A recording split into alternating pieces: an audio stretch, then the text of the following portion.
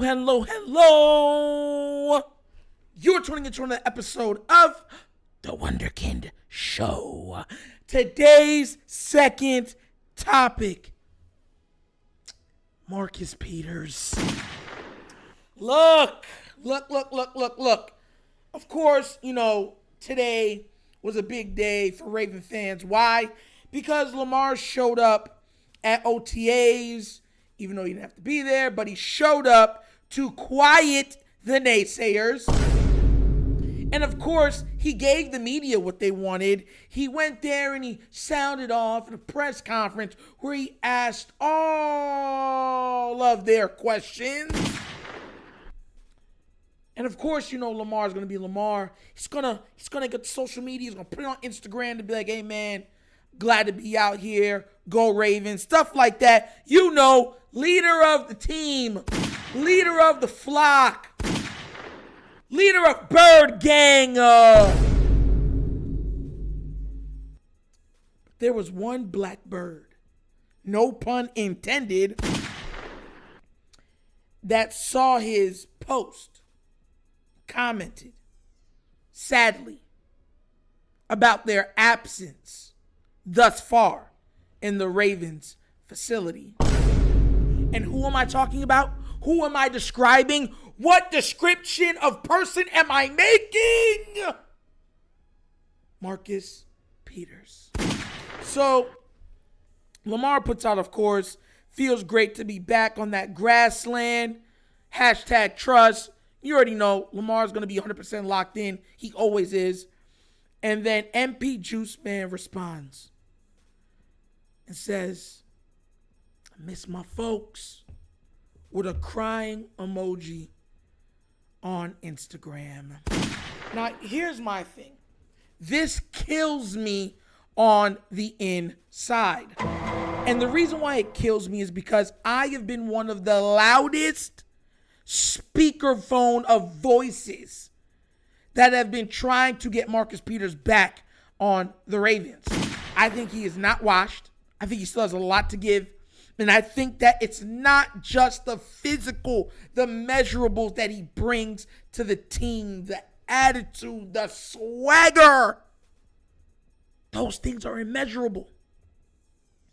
And with those things, he comes with a full hand, all spades. But I don't see him coming back, guys. I do not. And do you know why? Because he went against the altar of John Harbaugh. And we already know that John Harbaugh, how he is, what he does. I always grade Harbaugh by his track record. Because one thing with Harbaugh is he's going to be Harbaugh. It just is what it is. And after what every Raven fan saw, with the dismissal of so much talent off the Ravens, even after the players were right and it got them and won them a Super Bowl, they were discarded. I want you to remember something. They were on the verge of paying Flacco. Paying him. And to think about this, to spite their face, they cut off their nose. They didn't want to give Flacco that money, but they did because they got him a championship, right? And then they got rid of both of his receivers. Why? Because they spoke up. Why did they get rid of Pollard? Because he spoke up. Why did they get rid of Ed Reed? Because he spoke up. And if y'all thought Ray Lewis might have played one more year to run it back, he wasn't going to. He might have felt like, man, this team is passing me by and I'm not fitting to wait and let them have to build another team around me to try to get another ring. You gave everybody away. So this is not something new for Raven fans at all. This is the track record that is on the resume of John Harbaugh, and he wears it proudly. So once we saw Marcus Peters blow up on him, once we saw he had to address it,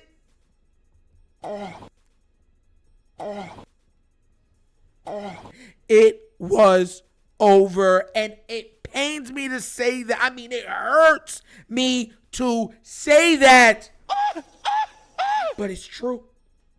It's true. Other players, when they're gone, I can see everyone's like, oh, he's washed. No, Marcus Peters is not washed. He's the farthest thing from washed, but he will be treated as such, right? Because of how Harbaugh runs the team. And look, there were a lot of things last year where Harbaugh was wrong. Let's keep it a buck. Let's keep it 100. He was. He was wrong for keeping Greg Roman on.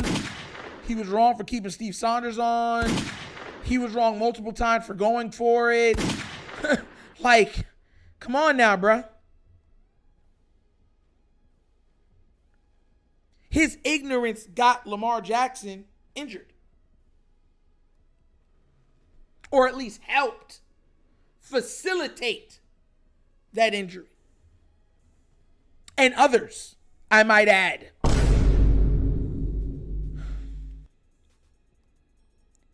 You know, that's why it's hard.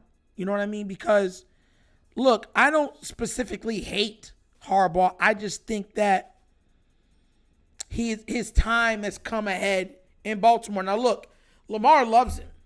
So, you know what I mean? You're not going to get rid of a head coach usually if the quarterback loves him. You know, it's just not feasible. It's not something that they do. But I will say this. You know what I mean? I do believe that this year is going to be a special year. And I thought it would be even more special if Marcus Peters is back. Because I think he's going to regain and go back to form. He's going to have a full offseason under. Listen, people got to remember, during the regular season, he was running bleachers. You saw him before and after games running just to try to get himself back in game shape. Corners have to be in phenomenal shape to play their position. That's why injuries can cause them and hurt them for so many. It could backtrack them for so much time. It's one of the most physically dominant positions in football, if not the most. Because it's almost strictly physicals and measurables most of the time that dictate if you can even play the position. A lot of corners, once they lose a step, they can no longer play the position. You can lose a step and still be an amazing linebacker. You can lose a step and still be an amazing running back. You can lose a step and still be an amazing wide receiver. You can lose a step and still be an amazing safety. I'm not even going to say lineman. A corner, lose a step and it's bye-bye. It's sad to see. It hurts. But, yeah, man, I wish he was here. I really do. Marcus Peters, if you ever see this, man, I wish you were here, man. I really do. I think you have earned, operative word, earned the right to play at least one more season for the Ravens at a run at the title. I just don't think it's going to happen. And I'm sorry that it's not. Hopefully I'm wrong. Hopefully things change. Hopefully certain circumstances forces the Ravens to bring back MP Juice Man. But Harbaugh's a very hard individual. And he rarely goes back on his beliefs.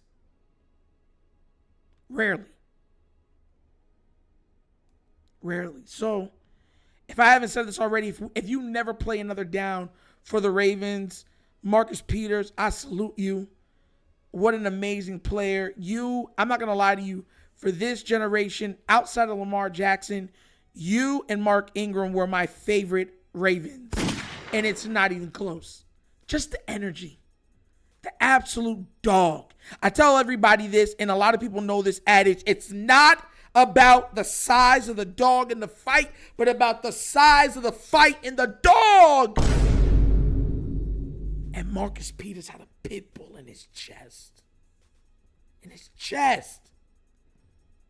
So if you never get to play another down for the Ravens, I want to make sure that the Wunderkind Show says, thank you.